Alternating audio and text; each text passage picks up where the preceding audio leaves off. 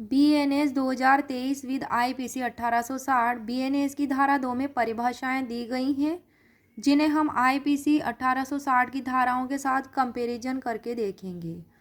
धारा 2 के क्लोज 2 में जीव जंतु की परिभाषा है जो कि आईपीसी 1860 में धारा 47 में दी गई है।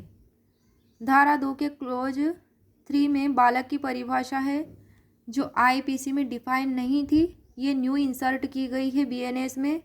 धारा 2 के क्लोज 4 में कूटकरण की परिभाषा जो है आईपीसी की धारा 28 में दी गई है। बीएनएस में धारा 2 के क्लोज 5 में न्यायालय की परिभाषा आईपीसी की धारा 20 में दी गई है।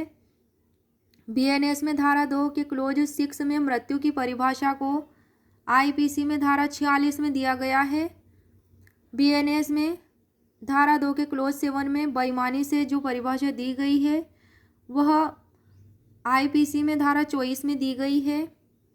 बीएनएस के धारा 2 के क्लोज 8 में दस्तावेज की परिभाषा को आईपीसी के धारा 29 में डिफाइन किया गया है। बीएनएस की धारा 2 के क्लोज 9 में कपटपूर्वक की परिभाषा को आईपीसी में धारा 25 में डिफाइन किया गया है। बीएनएस में धारा 2 के क्लोज 10 में लिंग की परिभाषा को आईपीसी में धारा 8 में डिफाइन किया गया है। बीएनएस में धारा 2 के क्लोज 11 में सद्भाव पूर्वक की परिभाषा को आईपीसी की धारा 52 में बताया गया है। बीएनएस की धारा 2 के क्लोज 12 में सरकार की परिभाषा को आईपीसी में धारा 17 में दिया गया है। बीएनएस में धारा 2 के क्लोज 13 में संचय को डिफाइन किया गया है आईपीसी में धारा 52 क में।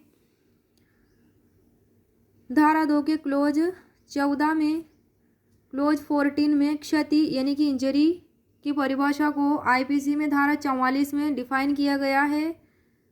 बीएनएस में धारा 2 के क्लोज 15 में अवैध यानी कि वैध रूप से करने को आबद्ध, अवैध और करने को वैध रूप से आबद्ध, ये वाली परिभाषा जो है आईपीसी में धारा 43 सेक्शन 43 में दी गई है। बीएनएस में धारा 2 के क्लोज 16 में न्यायाधीश की परिभाषा को आईपीसी में धारा 19 में डिफाइन किया गया है।